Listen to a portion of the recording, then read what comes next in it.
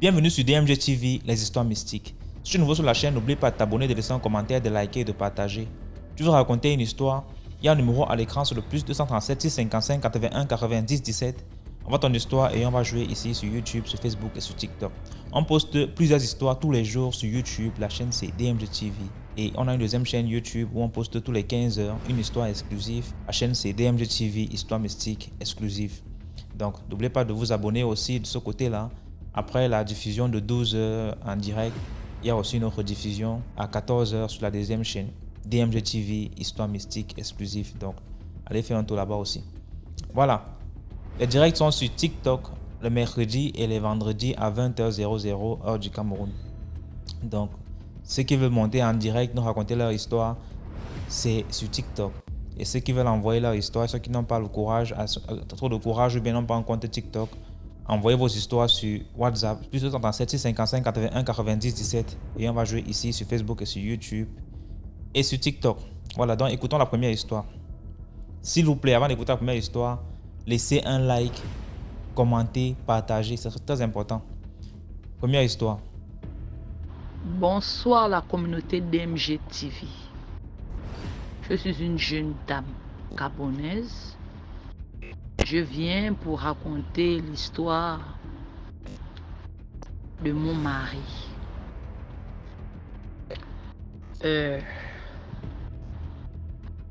L'histoire se passe au Gabon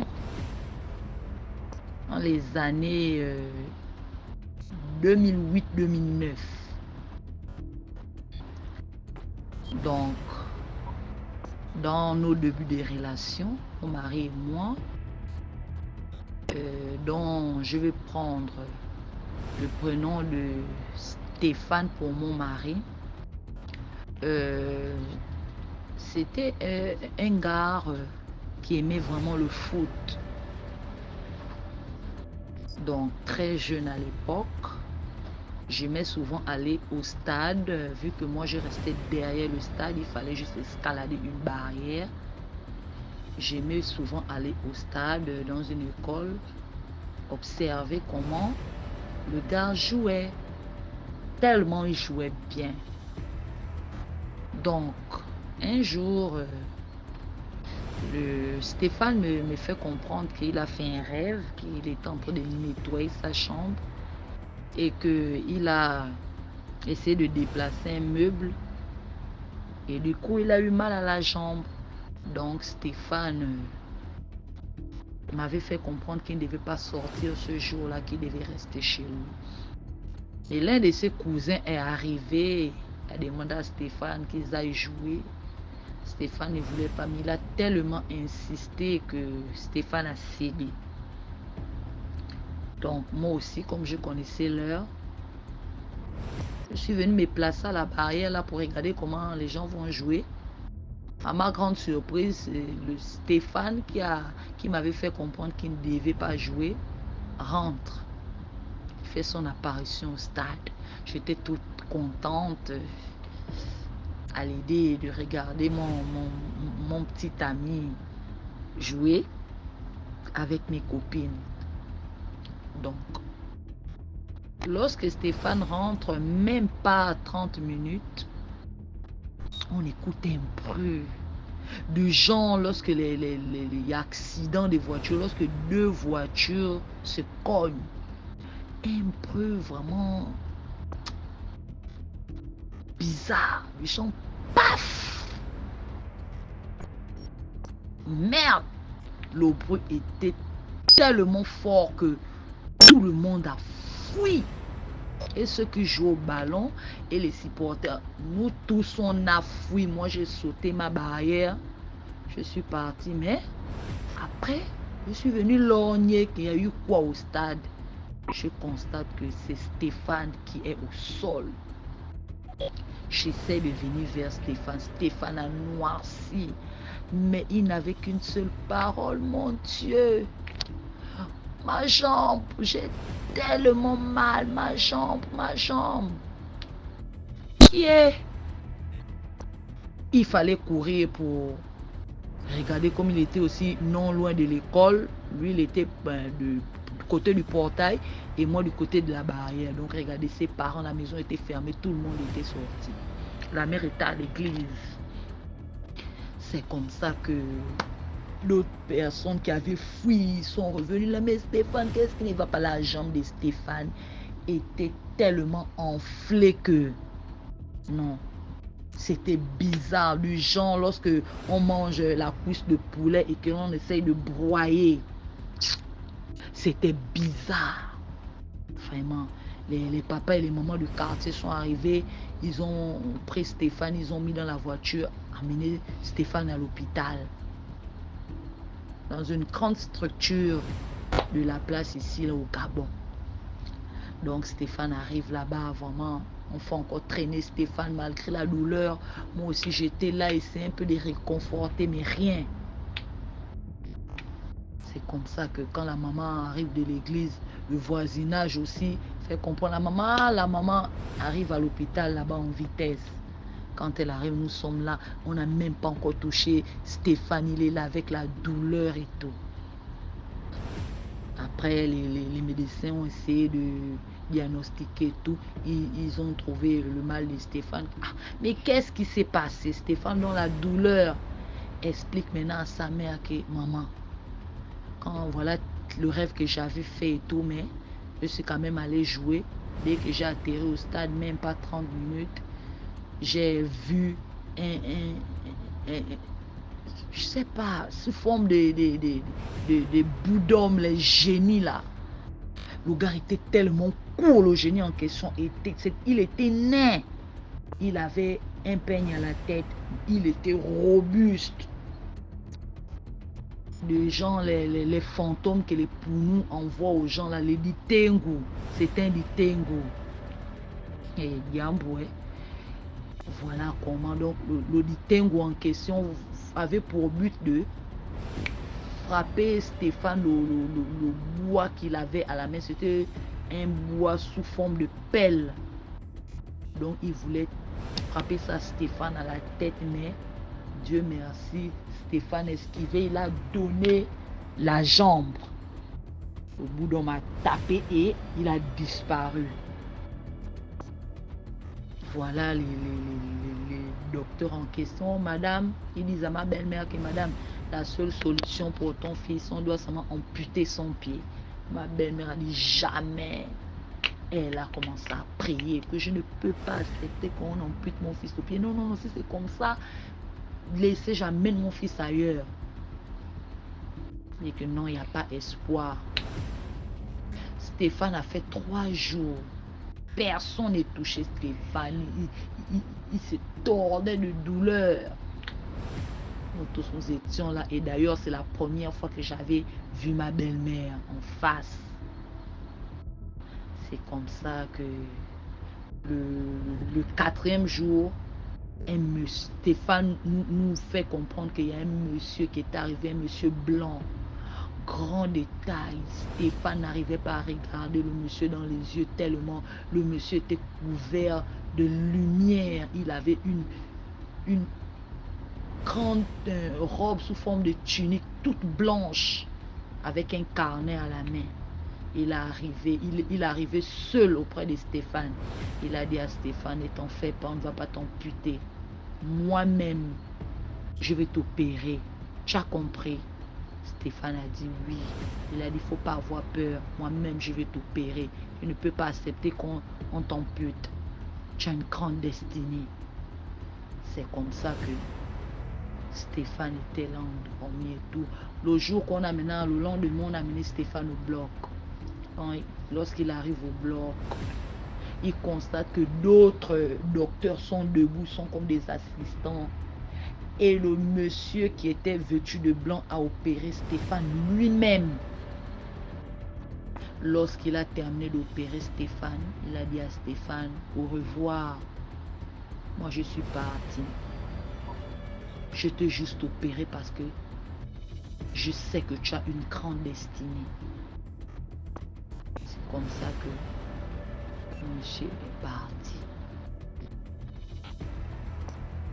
Le lendemain, Je suis revenue pour rendre visite à Stéphane. Lorsque j'arrive, sa mère était assise. Chose bizarre, lorsque moi je rentre, bon, sa mère me fait comprendre qu'elle ira un peu se laver, elle va revenir. Donc, de prendre d'abord la relève. Je suis là. Je constate que Stéphane s'est vidé de son sang. Donc, comme son lit était collé au mur. Donc, le sang est en train de couler du côté du mur et le sang là s'est coagulé sur les carreaux. J'ai commencé à crier, oh, à l'aide, oh, venez, Stéphane s'est vide de son sang, oh, venez. Les docteurs sont arrivés. Oh, mais qu'est-ce qui ne va pas? On n'a même pas su. Pourtant, depuis là, nous ne faisons que arriver ici. Mais à quel problème, Stéphane? Stéphane, tu nous écoutes? Ils ont encore soulevé Stéphane. Ils sont rentrés dans une salle. Il est revenu avec une poche de sang. Vraiment, nous devons prier. Rien ne dépasse la prière. Lorsque tu crois en Dieu, rien ne peut t'arriver. Vraiment, continuons à prier, adorons Dieu. C'était l'histoire que je voulais partager avec vous. Partagez, commentez, likez. Sur ce, bisous. Merci beaucoup pour l'histoire. Maintenant, on va écouter la deuxième histoire. Bonjour, bonsoir. Commentez, likez, partagez. Deux petites histoires que j'ai vécues, nous qui avons grandi sur les places de marché. Alors, en face de ma mère, dans un marché à Yaoundé, il y avait une dame qui vendait. Elle était super protectrice. C'est le genre de maman qui prend toujours la défense de ses enfants. Toujours. Alors, un jour, elle me dit, ma fille, quand quelqu'un vient se plaindre de ton enfant, même si l'enfant te jure qu'il a raison, il faut réprimander l'enfant devant la personne et tu présentes des excuses. Demande à l'enfant de se taire. En fait, qu'est-ce qui s'est passé? Alors un jour, sa fille va vendre et en rentrant, elle se lave les mains et elle secoue ses mains. Les gouttes d'eau tombent sur une maman. Et quand la maman lui fait les reproches, la fille fait « ah » et s'en va. Quand elle rentre, la dame va chercher la mère de la fille et quand elle vient la trouver sur sa place de marché, elle lui dit ta fille m'a versé de l'eau, machin, machin, machin. Et la dame te dit ma fille t'a versé de l'eau comment? Et ça, c'est irritant lorsque tu viens te plaindre et qu'on te demande certaines explications. Et elle appelle sa fille et elle juge la maman devant sa fille. Même si cette femme avait tort. Même si cette femme avait tort, on dit honore ton père et ta mère. C'est pas sa mère, c'est vrai. Mais c'est une maman. Tu as le devoir de l'honorer devant tes enfants. Tu écoutes, tu lui présentes des excuses, tu la laisses partir et tu restes réprimander ta fille. Même si tu veux, tu restes faire comme tu veux, mais tu restes réprimander ta fille ou tu restes rester tranquille, tu restes et puis tu dis rien à ta fille. C'est comme ça. Alors elle appelle sa fille dit non maman, je ne l'ai pas versé de l'eau. Là elle me dit que mais tu m'as versé de l'eau quand tu secouais tes mains. La fille qui dit non, quand vous voyez d'abord une personne, une maman, qui vient se plaindre de ce genre de choses, ça veut dire que c'est une querelleuse. Le diable ne cherche que la porte pour entrer, que tu lui accordes le droit d'entrer. Alors la dame dit ok, comme c'est comme ça, vous allez voir. Quelques temps plus tard, sa fille commence à faire la sinusite. Sa fille tombe gravement malade, elle fait la sinusite avec tout ce qui va avec et tout ça. Et puis elle est à l'école et tout et tout. Et comme cette maman, c'est une dame qui cherche, là voilà qui va chercher. Et quand elle cherche, qu'est-ce qu'elle trouve? On lui dit non, ta fille et toi, vous avez offensé une dame. Ok, on offense une dame comment? Sur la place de marché. Ah, elle se rappelle. Et sa fille, mais qu'est-ce qui s'était passé? Sa fille dit que non, j'ai secoué mes mains. Peut-être l'eau l'avait touchée. Sa mère qui l'a regardé, mais attends un peu. Si tu croyais que peut-être l'eau l'avait touchée, pourquoi tu ne t'es pas excusée? Ah, maman, parce qu'elle faisait trop de bruit. Bon, à l'époque, là, sa fille ne pouvait plus trop parler. Maman, c'est qu'elle faisait le bruit, elle grondait là. J'ai dit, ah, elle dérange. Mais voilà, le ah, elle dérange maintenant. Voilà, le ah, elle dérange maintenant. Après avoir traîné la syphilis sinusite dans les hôpitaux et autres, on a fini par soigner ça chez les tradipraticiens. Et elle est rentrée demander pardon à cette maman. Des années après. après avoir été bien malade. Alors, ça, c'est une autre histoire. Il y a ce genre de femme, il y a souvent ce genre de petite femme-là. Je ne juge personne, hein. Ce genre de petite parvenue, généralement même illettrée, parfois certaines sont même lettrées, mais parvenues, qui aiment bien se moquer des gens, qui aiment bien, parce qu'elles se sentent, elles ont un peu d'argent, là, elles aiment bien ridiculiser les autres. Alors, nous sommes au marché. Une dame qui vient pour faire les achats de tomates sur le comptoir de ma tante. Et la dame là, celle qui va l'indexer, c'est le genre, elle a une grosse boutique, elle vend la vaisselle. Grosse boutique, donc c'est une femme divorcée, sa famille, ses frères qui sont riches lui ont ouvert une grosse boutique, alors elle se prend pour le nombril de la terre. Alors la dame demande la tomate et tout, et elle commence à discuter les prix. On lui donne les prix, ça ne donne pas, et puis la dame commence à lui dire qu'il y a une expression, ceux qui sont du Cameroun et qui sont de l'Ouest, non, ça veut dire celle qui t'appuie, la dame qui t'appuie pour prendre ta marchandise. Donc, elle n'achète pas. Elle t'asphyxie pour que tu donnes la marchandise. Elle t'asphyxie, elle te... Bon, bref, c'est une expression un peu ridicule. En fait, pour ridiculiser et insulter la personne qui est en face de toi. Excusez ma voix, j'ai un problème de voix. Alors, la dame, elle discute les prix et on lui dit non. Maman, on ne peut pas te donner la tomate 7 tas à 500. Alors, cette dame qui était de l'autre côté, qui observait la scène, bon, elle était assise un peu à côté du comptoir, elle observait la scène, elle s'est bien insultée.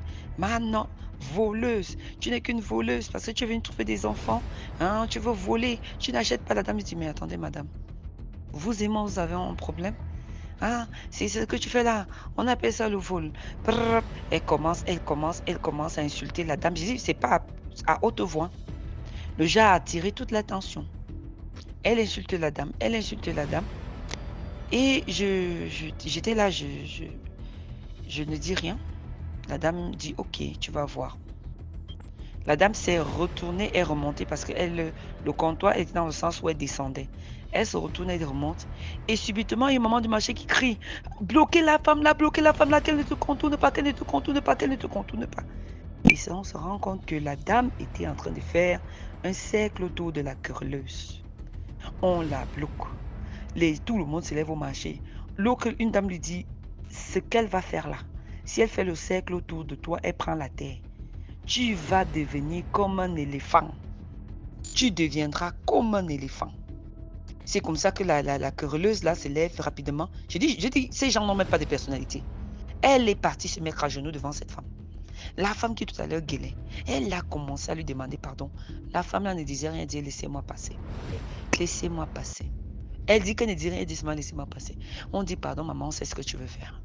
Ne fais pas ce que tu veux faire là. Elle dit laissez-moi passer. Laissez-moi passer. Laissez-moi passer. Elle dit maman pardon.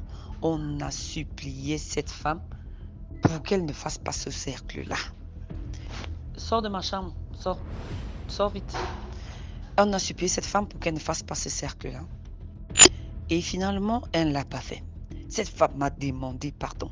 J'ai vu la femme qui tout à l'heure gonflait comme le tapioca dans l'eau chaude, qui était aussi imbue d'elle-même, à moins 360 degrés. Elle était là à genoux. J'ai dit, mais ça, c'est même ça. Vous comprenez aisément, ces petits parvenus là n'ont même pas de personnalité. La moralité, c'est quoi? Beaucoup de gens ici vont jamais suivre les histoires, on dit, oh, tel est méchant. J'ai dit, on attend que la porte s'ouvre sur le plan spirituel. Les gens disent souvent, moi, les gens disent, oh, les bassas sont mauvais, tel tribu. Je dis, si même toi, tu as la capacité de nuire à autrui ou qu'on t'offense, tu le feras. Tu le feras. Si tu as la capacité de nuire à autrui, si c'est là posé dans ta paume de main, dès que quelqu'un t'offense, tu le feras, tu useras ce pouvoir pour nuire à ta personne. Qui t'a offensé, qui t'a mise en colère. Pour dire qu'éviter de provoquer les gens, éviter de stigmatiser les gens, éviter de ridiculiser les gens, c'est pas bien. Les moqueries et autres, c'est pas bien.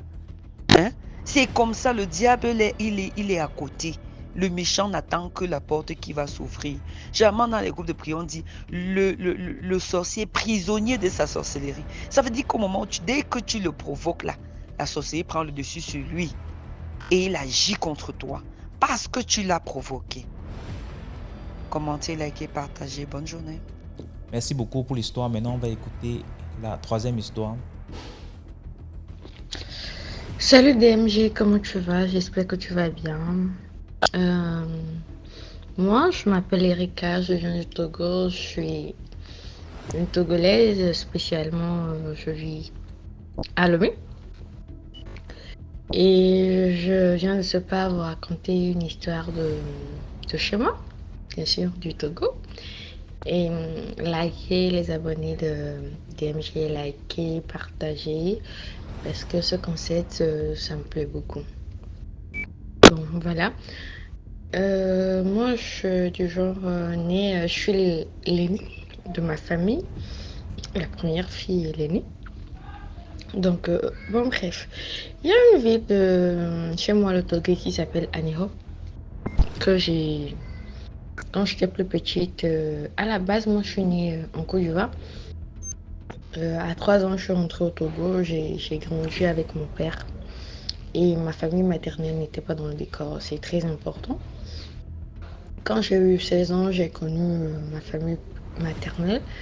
Et j'ai dû suivre ma grand-mère maternelle pour aller vivre avec elle à Aniho. Elle est d'Aniho. Moi, je ne suis pas d'Aniho, je suis de Kbalimé. Et ma maman, elle est d'Apaon, du nord du Dapaon. Alors, qu'est-ce qui s'est passé? Quand j'ai eu mon BPC, je suis partie rejoindre ma grand-mère qui était à Aniho pour y fréquenter. Et j'ai fait mon second. Ma première, j'ai redoublé, mais dans la deuxième année, quand je redoublais ma première, j'ai vécu une expérience que j'aimerais partager avec vous aujourd'hui.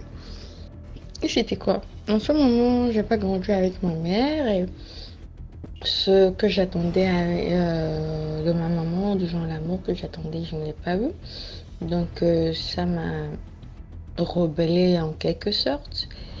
Et en ce moment, il faut savoir que ma maman, quand elle m'a abandonnée à l'âge de mes 3 ans, elle est partie et elle a eu 4 enfants ailleurs. Et quand j'ai vécu avec elle, j'ai l'impression de passer après ces 4 enfants. Ce qui faisait que j'ai pas aimé ma maman. Je l'aimais, mais pas de cet amour-là. Et elle faisait, je pourrais dire qu'elle faisait tout pour que je ne l'aime pas comme ça. Parce que ses actions, tout ce qu'elle faisait, ne me faisait pas sentir aimée. Bref. Après le papa des 4 enfants, elle s'est remariée avec un monsieur qui travaillait à la frontière entre Togo et Bénin. Et c'était en déclarant, il gagnait bien sa vie. Donc, ce monsieur était intéressé par moi. Et je suis un moment, j'ai dû quitter ma grand-mère pour vivre avec ma mère à Aniho. Donc, le monsieur faisait des petites attentions que ma mère n'a pas manqué à remarquer et qui m'a créé des problèmes. Elle et moi, on s'est disputés.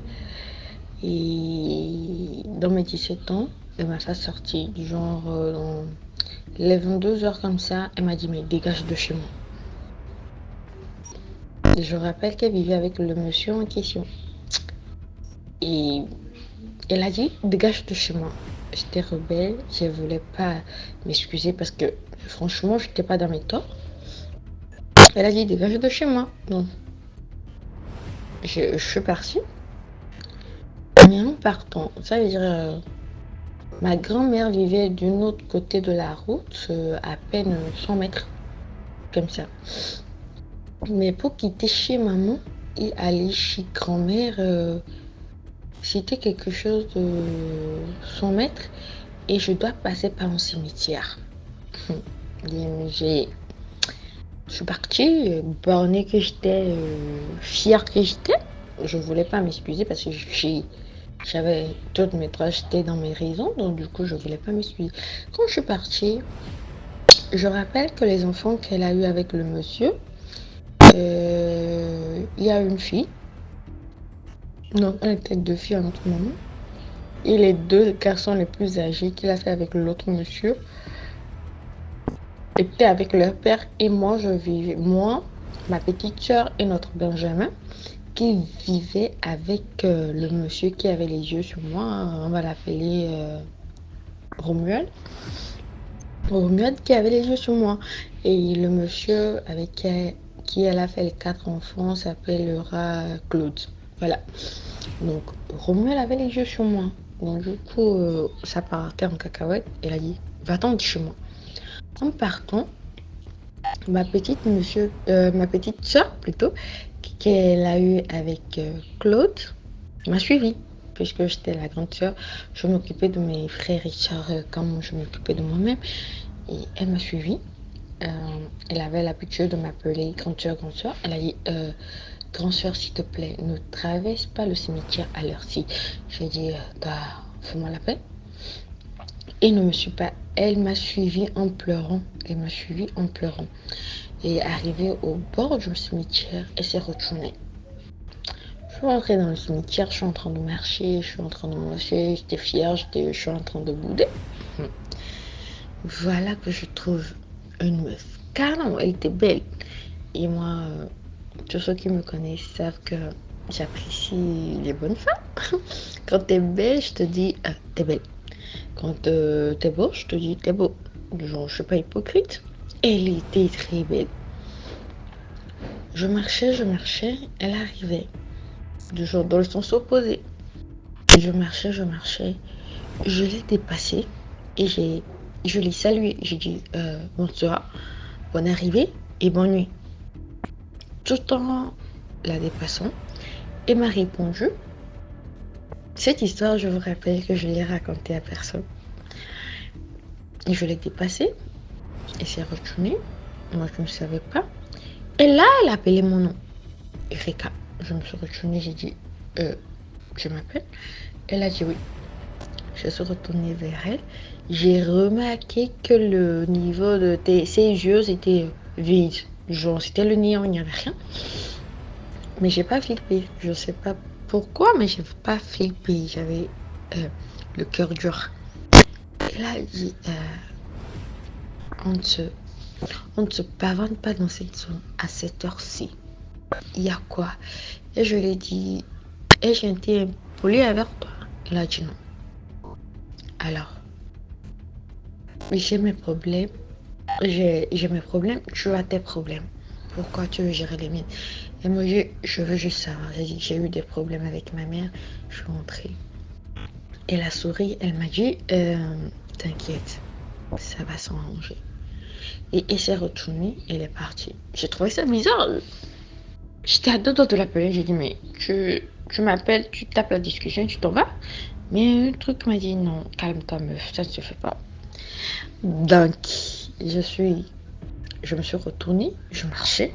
À 3-4 pas, je me suis dit, mais non, elle s'est foutue de ma gueule. Je me suis retournée, je ne vois plus personne. Ah, il y a plusieurs connerts. Je ne vais pas me mettre à la chercher dans les connerts. Je me suis dit, ben, peut-être qu'elle est rentrée dans une connière. Je me suis retournée, je suis partie. Arrivée devant le portail de ma grand-mère, il était presque 1h. J'ai tapé à la porte, il n'y avait personne. Genre, ils fermaient leur portail, la portail de ma grand-mère se fermait avant 2h. Si tu n'as pas la clé de la portail, tu ne rentres pas. Donc, au même moment, il y avait une sorte de... Comment ça s'appelle déjà de paillettes fait en tôle qui était juste devant la maison. Donc, je me suis assise à l'intérieur du paillette. Et comme la ville ou le quartier dans lequel je vivais en ce moment n'était pas très loin de la frontière entre Togo-Bénin, qu'on appelait communément douane. Il y avait tellement d'ambiance que, bon, bref, je me suis assise puisqu'il y avait des allers-retours. À quelques moments, j'ai commencé par me sentir un peu mal à l'aise et j'avais très froid puisque j'ai porté juste une robe très décontractée. Et voilà. Il y a une femme qui passe, elle me voit et elle me regarde. Et puis elle rentre sur la porte. Elle me dit, jeune fille, tu fais quoi ici? Je lui dis, voilà. Elle dit, ok, mais tu sais que c'est pas bien de se retrouver seule. sur ces routes à cette heure de la nuit. J'ai dit, ah, j'avais pas le choix, je suis obligée d'attendre jusqu'à ce qu'on ouvre le portail de ma grand-mère. Elle a dit, ok. Arrivé un moment, elle s'est assise, on discutait, on papotait. Et je vous signale que les femmes de chez moi, elles ont l'habitude de s'habiller d'une manière que celle je peux expliquer. Elles portent une pagne en bas et reportent une deuxième là-dessus avant de porter leurs habits avec le même pagne. Donc du coup, elle m'a enlevé celle qui a porté dessus de sa hanche pour que je me coupe parce que j'avais froid, je frissonnais de froid. Et voilà, donc elle était assise, on causait, mais jusqu'à arriver un moment, je me suis endormie. Ce que il faut que vous notez, j'ai grandi avec ma grand-mère paternelle jusqu'à mes 6 ans. Donc du coup, je connaissais ses traits. Entre-temps, elle était morte, on l'a enterrée. Je connaissais ses traits. Mais quand cette femme s'était approchée de moi, elle ressemblait très pour trait à quelqu'un que je connaissais, mais j'arrivais pas à mettre le visage ou bien à mettre le nom sur celle que je connaissais, puisque ma grand-mère paternelle, elle est morte quand j'avais 8 ans. Donc du coup, j'avais du mal à mettre le visage ou le nom sur celle à qui elle ressemblait. Je me suis endormie quand elle m'a couru de l'une de ses pagnes. Je me suis endormie. À 3h du matin, il y a un autre colocataire de ma grand-mère qui était rentré. L'autre, il avait la clé, il est rentré avec sa voiture. Il klaxonnait, donc il a descendu, il a ouvert le portail. Et quand il m'a vu, il m'a reconnu, il m'a approché, il a dit, mais Erika, tu fais quoi là? Je dis, c'était fermé. Et je voyais la dame qui me souriait. J'ai dit, mais c'était fermé, tout. Il a dit, ok. J'ai ouvert la porte, rentre. Et j'ai dit, ok. Et je lui dis, laisse-moi un instant pour que j'appelle la dame. Elle me suit. Comme ça, en début de journée, elle pourra rejoindre la frontière et prendre la route. Entre-temps, elle m'a dit qu'elle allait au Bania. J'ai dit, ok. Et il me dit, mais quelle femme? Je me retourne, je dis, celle-là? DMJ, il n'y avait plus personne. Mais j'avais gardé la panne du jour. C'était sur moi. Et j'ai plié la panne. Quand je suis rentrée, j'ai fait ma journée, tout. J'ai plié la panne. Des années après, j'ai eu mon bac, je suis rentrée à Lomé. C'est là que je me suis rappelé.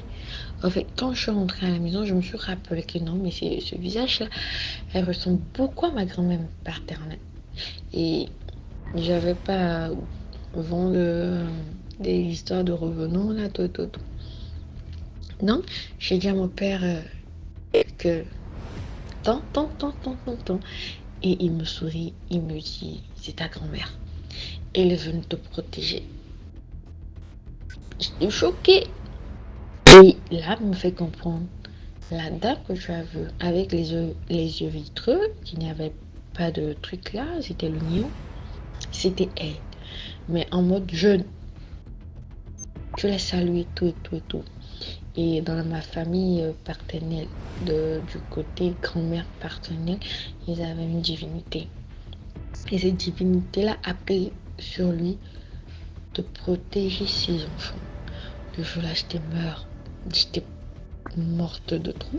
J'avais peur de tout, mais par la grâce de Dieu, j'ai pu se passer ça. Et ce qui m'a le plus étonnée, il y avait une petite sœur de mon père qui allait accoucher. Ma grand-mère maternelle fut une sage-femme. Elle a même ouvert une clinique qu'elle accouchait les femmes en ce moment quand elle était en vie. Donc du coup, quand sa fille qui suit moi, ma tante, allait accoucher de son premier enfant, elle avait des difficultés, souffrait. Je vous rappelle qu'elle a eu les contractions en début de soirée. Et arrivé un moment, elle n'y arrivait plus. Elle ne supportait plus la douleur, on lui a donné des calmants et s'est endormie. Et le lendemain, elle se retrouve avec un nouveau-né bien emballé. Elle on s'est bien occupé d'elle, quoi. Et puis elle se demande, mais qu'est-ce qui s'est passé pendant la nuit? Même les infirmiers, les aides-soignants qui étaient avec elle étaient étonnés de voir que elle avait déjà accouché, s'est occupée d'elle-même. Mais non, ma tante jure qu'elle n'a rien fait. Alors, quand on a voulu comprendre, on nous explique que non. Comme sa maman a accouché de tout au long de sa vie quand elle était vivante et quand elle souffrait, elle a vu sa fille de l'au-delà souffrir de l'accouchement et autres. Elle est venue accoucher à son enfant elle-même. Voilà, c'était ma petite histoire et likez, abonnez, partagez. Merci beaucoup DMG. Merci beaucoup pour l'histoire. Maintenant, on va écouter la 4e histoire.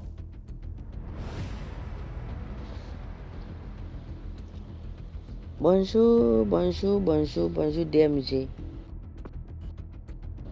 J'espère que vous allez bien, la famille DMG. Je vous salue depuis votre position. Et ce matin encore, j'ai une autre histoire. C'est toujours la sensibilisation, hein? La sensibilisation. Et j'ai une histoire encore. Ça là, c'est l'histoire qu'a vécu mon mari. Mon mari dit que quand il était plus jeune, à l'âge de 8 à 10 ans, il dit qu'il vivait dans la région de Soubré. Voilà, je fais ce vocal depuis la Côte d'Ivoire. Et mon mari dit quand il était petit, il vivait dans la région de Soubré avec ses parents. Et à Soubré, il y a le fleuve Sassandra. Si je ne me trompe pas, hein. Voilà, le fleuve Sassandra. Pour les Ivoiriens qui vont écouter ce vocal, si ce n'est pas le fleuve Sassandra, j'espère que dans les commentaires, ils vont essayer de rectifier le nom de ce fleuve-là. Voilà, le fleuve Sassandra. Donc il dit que il avait un groupe d'amis là, qu'ils traversaient le fleuve à la nage pour aller derrière le fleuve. À leur temps là, que derrière le fleuve, il y avait les campements, il y avait les villages. Et ils traversent le fleuve à la nage. Ils vont dans les campements, dans les champs là, pour aller cueillir les mangues, pour aller cueillir les fruits dans les champs des gens, creuser manioc, en tout cas, pour revenir avec ça à la maison. Ils traversent le fleuve à la nage pour partir et au retour, ils traversent encore le fleuve à la nage pour revenir à la maison. Donc, il dit un jour, pendant qu'ils étaient en train de traverser, ils se sont jetés à l'eau en train de nager. Il faut dire que ce fleuve-là, hein, il y a les grosses pierres là. Il y a les grosses pierres au milieu de l'eau. C'est-à-dire que tu restes en train de nager jusqu'à quand tu es fatigué, tu montes sur une pierre pour te reposer. Quand tu te reposes, tu reprends ton souffle et tu plonges encore, tu nages. Arrivé à un moment, quand tu es fatigué, tu montes sur une pierre, c'est-à-dire un rocher pour te reposer. Et donc c'est comme ça ils avaient l'habitude de faire tout le temps. Et un jour, il dit ils se sont jetés à l'eau, ils ont plongé. Ils étaient en train de nager. Et maintenant, lui, il est arrivé quelque part où il y avait un tourbillon. Il dit l'eau tournait avec lui. Il dit c'est débattu là. Le tourbillon là tournait, l'eau tournait avec lui. Il dit c'est débattu, mais l'eau continuait de tourner. Il dit c'est débattu. Finalement, il était fatigué. Donc il s'est laissé. L'eau l'a emporté, jusqu'à elle est descendue au fond de l'eau. Maintenant, il dit arrivé au fond de l'eau, c'était comme dans une grotte. Il dit il est descendu dans la grotte, il est tombé là-bas. Et donc, quand il est tombé, que en bas de l'eau là-bas, qu'il y avait un blanc. Il y avait un blanc. Il dit le blanc là, qu'il avait, il avait une canne qui brillait. Voilà, une canne qui brillait. Et puis que le blanc était barbu. Que le blanc avait attaché un petit morceau de tissu blanc à la taille.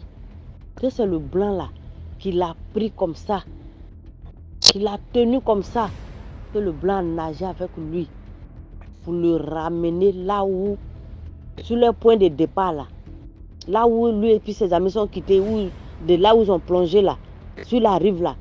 Il dit le blanc est parti le déposer là.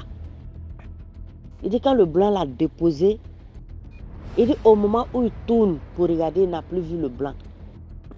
Il n'a plus vu le blanc. Pendant ce temps, ses amis avaient déjà traversé, ils étaient de l'autre côté du fleuve, puis il lui faisait des signes. Mais viens, on t'attend, viens. C'est là lui il a dit non. Il dit tellement il a eu peur, il n'a plus jamais replongé. Il n'a plus jamais replongé. Ses amis lui ont fait des signes. Il dit que lui il a ramassé ses chaussures, il est retourné à la maison. Il me dit, bien que j'étais encore jeune, j'ai compris que c'était un avertissement. Parce que ce jour-là, il devait mourir. C'est ce en tout cas, c'est son explication. Il me dit, ce jour-là, je devais mourir. Mais Dieu m'a donné une autre chance de vivre. Il dit, du haut de mon petit âge, j'ai compris que c'était un avertissement. On venait de me prévenir que quelque chose doit m'arriver dans cette eau. Et donc, j'ai été sauvée par l'esprit de l'eau.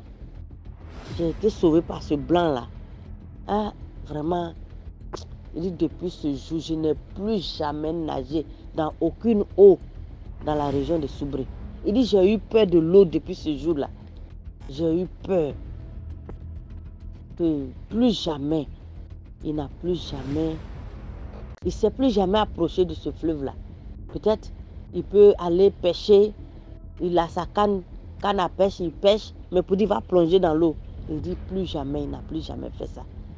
Voilà, c'était là, cette petite histoire-là, pour conscientiser, pour éveiller, pour sensibiliser aussi. Voilà, merci beaucoup. Merci beaucoup pour l'histoire. Maintenant, on va écouter la 5e histoire. L'histoire que je vais raconter aujourd'hui, c'est l'histoire de mon oncle, le petit frère à ma mère. Quand je dis petit frère, oui, c'est le petit frère à ma mère parce que ma grand-mère maternelle était jumelle. Et mon oncle dont je vais conter l'histoire, c'est le fils de la sœur jumelle à ma grand-mère. Donc, c'est aussi le fils de ma grand-mère. Parce qu'on dit les jumelles, c'était des vraies jumelles. Et les jumelles, elles ont le même ADN. Donc, les enfants de l'un sont les enfants de l'autre. Cette histoire se passe, je vais nommer mon oncle Essono. Tonton Essono, à l'époque, vous savez, il n'y avait pas de téléphone portable, il n'y avait pas de voiture. Les jeunes dans les villages, pour aller à Mboum pendant les vacances, aller à Mboum, les jeunes se formaient une troupe, ils allaient à pied et ils allaient assister à cette fête. Ils faisaient des kilomètres à pied, 10, 15, 20 kilomètres à pied pour aller à une fête. Et quand ils revenaient de cette fête, si l'un d'entre eux a trouvé l'élu de son cœur dans ce village-là ou dans un autre village environnant, ce qui se passait, c'est que pour aller rendre visite à sa dulcinée, il parcourait des kilomètres à pied le soir pour aller rendre visite à sa dulcinée. Alors mon oncle, il a rencontré une nana à une fête et ça a matché entre eux. Il est jeune, il est tout beau, tout fringant et tout. Le week-end d'après, il décide d'aller rendre visite. Il s'était mis d'accord, il décide d'aller rendre visite à la fille. Il doit parcourir 5 km à pied dans la nuit. Alors, il démarre de chez lui vers 19h. Il marche, il est tout seul. il marche, il marche. Et vous savez, je ne sais pas dans d'autres contrées, mais je sais que dans le centre, le sud, l'est du Cameroun, quand tu pars d'un village à un autre, entre deux villages, il y a toujours une forêt qu'on appelle chez nous un bosquet ou alors un petit fan. On appelle ça au camp. Alors, il devait traverser plusieurs petits bosquets parce qu'il allait, je vais quand même vous dire que c'était 4 villages après son village. Donc, le gars, il marche, il marche, il marche, il marche, il marche, il marche. Quand il arrive entre le 3e village et le 4e village, il voit devant lui, le bosquet était quand même un peu plus long. Il voit devant lui comme si un arbre brûle. Un arbre qui brûle. Il dit, mais punaise, c'est pas la saison des brûlis de forêt. Les gens ne font pas les plantations actuellement. On est plutôt dans la saison des récoltes. Mais comment ça se fait qu'il y ait cet arbre qui brûle? Et il n'y a que lui. Il n'y a rien d'autre peut-être. Bon, peut-être que quelqu'un a mis le feu et que ça ne s'est toujours pas éteint. Il avance, il avance, il avance. Mais il se rend compte que l'arbre brûle. Mais vous savez, les étincelles là, qui font quand du bois brûle, il y a souvent des petites étincelles, des petites explosions qui font des étincelles. Ces étincelles-là n'arrivent pas au sol. Ça ne tombe pas au sol et il n'y a pas de charbon ardent qui tombe au sol. Il dit, c'est quand même bizarre. Il s'arrête. Il dit, bon, je prends mon courage à 2 mains. Il continue d'avancer, il continue d'avancer, il continue d'avancer, il continue d'avancer. Et à un moment, il arrive presque à la hauteur de cet arbre-là. Il s'arrête. Il dit, soit j'avance je dépasse cet arbre, soit je rebrousse chemin. Mais je ne vais pas quand même rebourser chemin alors que je suis déjà, dès que je finis cette forêt, je suis dans le village de la petite, quoi. Alors, il continue d'avancer, il continue d'avancer, il continue d'avancer, mais en serrant les fesses. Il était givré. Il dit qu'il avait les cheveux dressés, le poil hérissé. Il ne se sentait plus. Mais il avançait, comme on dit, comme un mort vivant, c'est-à-dire qu'il sentait que le sang avait quitté tout son corps. Mais son courage de garçon, il dit, non, je vais quand même traverser, aller voir cette fille et assouvir les désirs de mon cœur. J'y vais. Il avance, il avance, il avance, il avance, il avance. Et quand il arrive à la hauteur de l'arbre, il entend une voix qui lui dit, passe, ce n'est pas toi que j'attends. Et là, il dit, il avait l'impression qu'il va s'évanouir.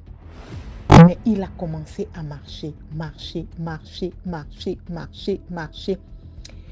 Et derrière lui, il sentait une présence. Il sentait qu'il y a une présence. Il est passé, il avance, il avance, il avance, il avance, il avance, il avance. Et plus loin devant, il voit, devant lui, il y a 2 personnes qui arrivent en sens inverse. Quand je vous en parle là, j'ai la chair de poule. Il voit 2 personnes qui arrivent en face de lui, mais il n'entend pas comment je vais dire, il n'entend pas les bruits des pas, mais il voit 2 personnes qui arrivent. Il se dit, c'est quoi ce délire? Il continue d'avancer, il continue d'avancer, il continue d'avancer, il continue d'avancer. Et là, il croise 2 personnes, un homme et une femme, mais qui semblaient flotter. Ça veut dire que il n'était pas, il n'avait pas de pied, quoi. Au moment de croiser ces personnes-là, il s'est mis à prier au fond de son cœur. Il dit, si c'est mon dernier jour, Seigneur, rappelle-moi, mais je pense quand même que j'aurais dû demander à mon petit frère de m'accompagner. Il avance, il avance, il avance, il avance, il passe ces gens-là. Au moment où il passe ces gens-là, il se met à courir, à courir, à courir, à courir. Et il entend la voix derrière lui qui lui dit, ça ne sert à rien de courir, on n'est pas là pour toi. c'est pas toi qu'on attend. Il a continué de courir, il est sorti du bosquet, il est arrivé chez la nana. Il dit que même son popole n'a pas pu se lever. Il a dit à la nana, je vais dormir, mais là, demain. Et en plus, quand on arrive chez des nanas comme ça, il faut jeter les cailloux sur le toit. Il faut aller toquer à telle fenêtre. Quand il est passé par la fenêtre de la nana, il s'est couché dans le lit. Il n'a pas pu faire ce pourquoi il est parti là-bas. Il a dit, plus jamais je ne vais chez une nana seule dans la nuit comme ça. Plus jamais.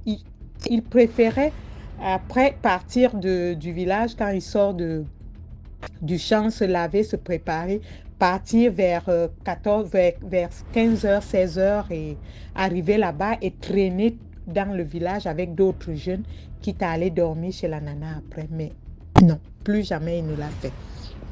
Alors la moralité, c'est que aujourd'hui on traverse moins de bosquets à pied, mais on traverse encore des bosquets dans nos vies.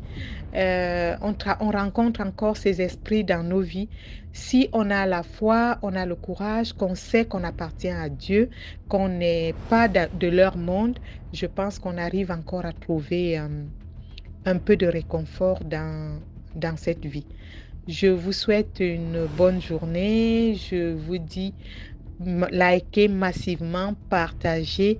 DMG, je te dis à toi, à bientôt. Et aux auditeurs de DMG, je vous dis, dans pas longtemps.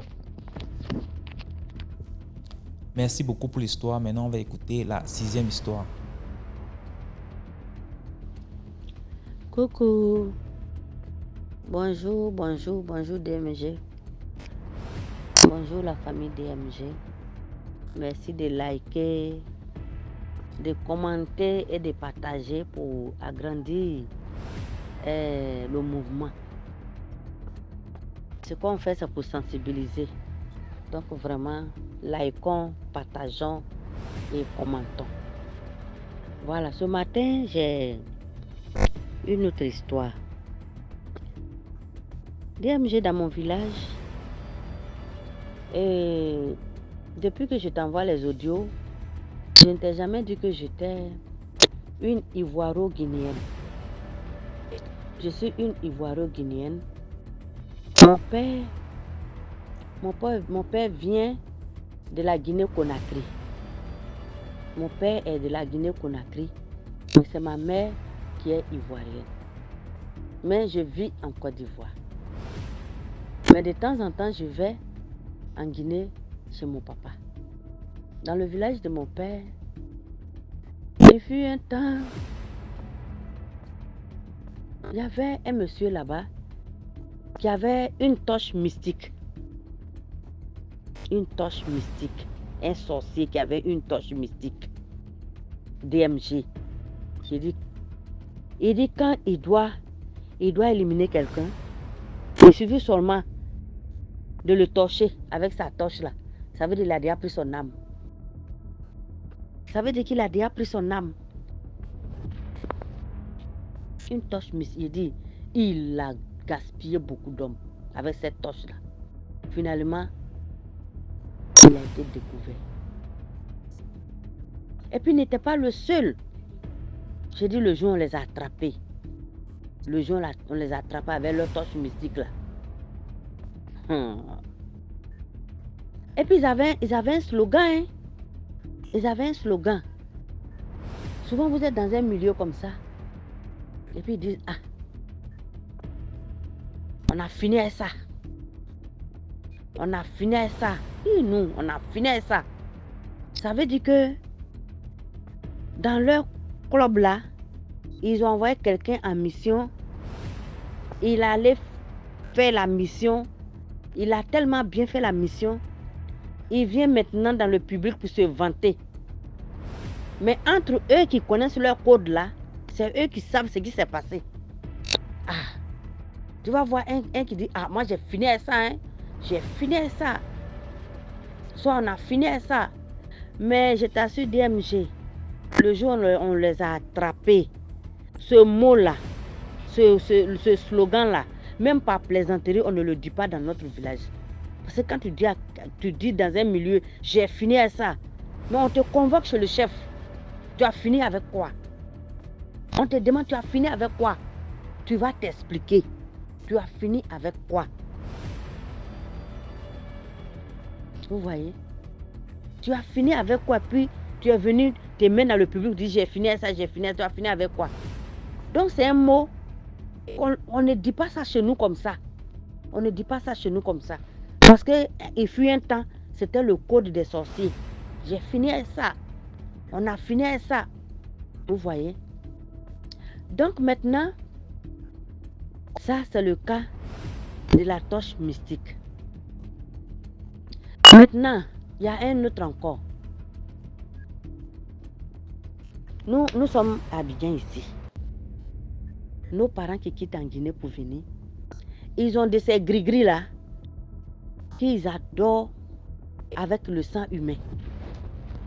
C'est le sang humain, c'est l'homme qu'ils prennent pour donner à leurs médicaments, la gris-gris là. Donc ça fait que ils ont l'argent, leur travail marche, ils ont de l'argent. Ils ont de l'argent. Et donc, souvent comme ça, quand vous partez dans les baptêmes, dans les milieux publics, ils payent la boisson, hein. Ils payent beaucoup de billets, ils mettent sur la table. Et puis vous êtes assis là, il est gentil, oh. Ah, merci beaucoup. Merci, il est gentil. Et quand il paye la boisson là comme ça, et puis il met là, en tout cas, il fait des incantations à voix basse pour dire à son gris-gris, ah, les voilà, je les ai réunis, oh. Tu peux faire ton choix parmi eux. Vous voyez? Ils font des incantations à voix basse en disant à leur gris-gris là que voilà, voilà beaucoup de gibier j'ai envoyé. Il faut faire ton choix. Ça veut dire vous à qui il a payé la boisson que vous êtes en train de boire là. Il dit à son gris-gris là que voilà, je les ai réunis. J'ai réuni beaucoup de moutons. Il faut faire ton choix parmi eux. Donc, ça fait que nous, dans nos communautés guinéennes là, on ne boit pas la boisson de n'importe qui comme ça. Quand vous partez dans les milieux, puis quelqu'un vient, c'est lui qui se fait le papa gentil, ou bien le tonton gentil, ou bien le fils gentil, c'est lui qui vient, il paye à boire à tout le monde. Ah, ce genre de boisson là, il y a beaucoup d'hommes qui ne boivent pas. Hein. Quand on voit ça net là, toi qui es au courant de cette histoire là, tu te lèves pour quitter là. Tu te lèves pour quitter là. Voilà. Si Dieu merci, tu ne bois pas l'alcool aussi, tu es assis là et puis tu les regardes. Tu ne bois pas aussi. Parce que si tu ne bois pas, tu ne fais pas partie des moutons. Mais c'est ceux qui boivent qui sont livrés. Voilà. Et donc comme ça, leur histoire là est dans mon esprit. Et j'étais en deuil, j'ai perdu ma grande soeur à San Pedro. Je suis partie là-bas. Et lorsqu'on devait aller au cimetière, ils ont trouvé un véhicule de transport communément appelé en Côte d'Ivoire ici Baka. Ils ont trouvé un Baka pour uniquement la famille. Que c'est pour la famille. Parce que beaucoup d'hommes avaient fait le déplacement. Par exemple, moi, je suis quitté à Abidjan pour partir à San Pedro. En tout cas, les parents sont quittés un peu partout pour venir. Puisque nous ne connaissons pas le cimetière de San Pedro. Donc, ils ont trouvé un véhicule pour nous prendre. Bon, quand nous sommes montés dans le véhicule, il y a certaines personnes qu'on ne connaissait même pas qui ont forcé pour monter.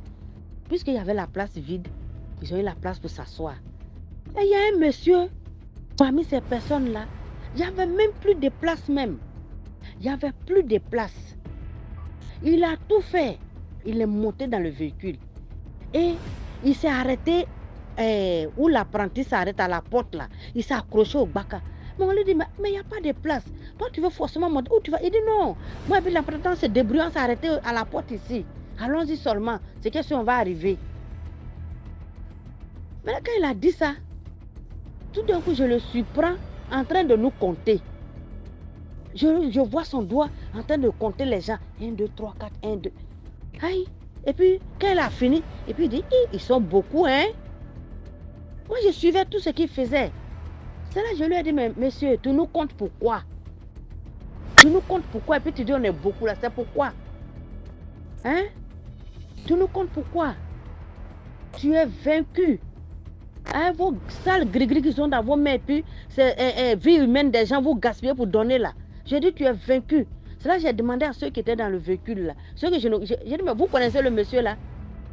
D'autres disent que non, qu'on ne le connaît pas. On ne le connaît pas. On ne le connaît pas, mais seulement il était de la même ethnie avec moi. Qu'on ne le connaît pas. Mais seulement, bon, sûrement la maman qui est décédée, il doit le connaître. J'ai dit, mais il a quoi à nous compter? Il nous compte là, c'est pourquoi? C'est là, il me dit, non, la maman, il ne faut pas te fâcher.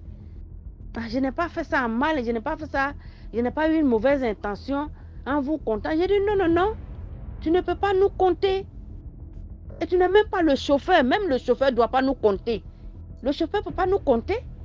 Et toi, tu es venu t'agripper, t'accrocher au véhicule, et puis tu nous comptes, et puis tu dis, ils sont beaucoup, hein. Tu veux nous livrer à qui? Tu veux nous livrer à quoi? J'ai dit, tu es vaincu au nom de Jésus.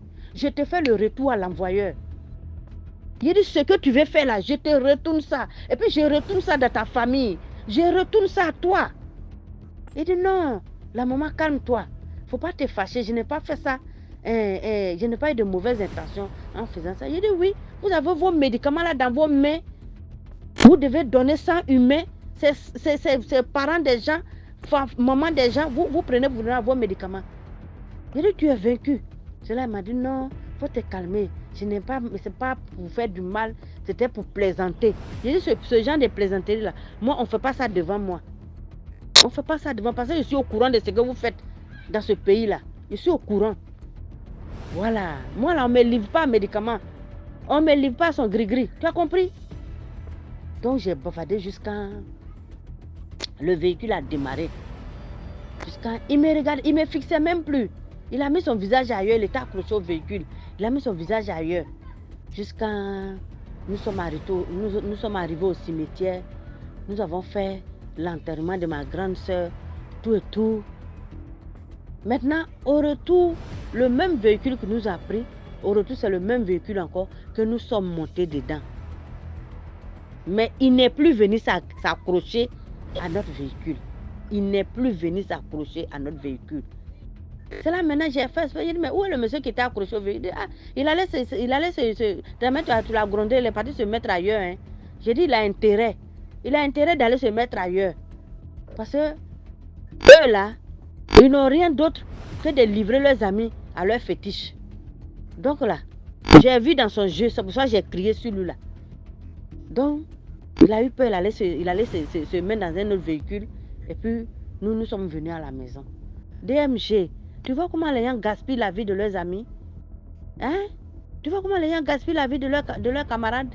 Pour rien comme ça. Pour rien comme ça. Hein? Il vient, il nous compte. Rien que son gris-gris peut-être n'a qu'à, ou bien son quoi n'a qu'à prendre quelqu'un parmi nous. Hein? Donc, DMG, puisque cette plateforme c'est pour éveiller les consciences, c'est pour sensibiliser. Donc, c'était là ma petite histoire. Et vraiment, tous les détails. Faisons attention à tous les petits détails. Quand nous sommes dans un milieu, ayons le regard, comment on appelle? Ayons le réflexe de faire attention à tout ce qui se passe autour de nous. Il y a certains gestes même que les gens font qui agissent. Il y a certaines paroles même que les gens parlent qui agissent. Vous voyez? Donc, chers amis, c'était là mon histoire et à très bientôt.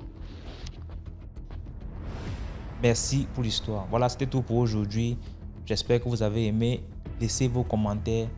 Si par exemple vous avez un commentaire à donner à l'histoire numéro 2 par exemple, vous pouvez écrire H1, voilà ce que je pense, et ainsi de suite. Sachez que tous ceux qui envoient les histoires ici viennent après lire les commentaires. Donc c'est important de dire ce que vous pensez. Si vous avez un message en particulier pour un intervenant. Voilà, donc on se prend demain à 12h00 sur YouTube, sur la chaîne DMG TV. Ciao.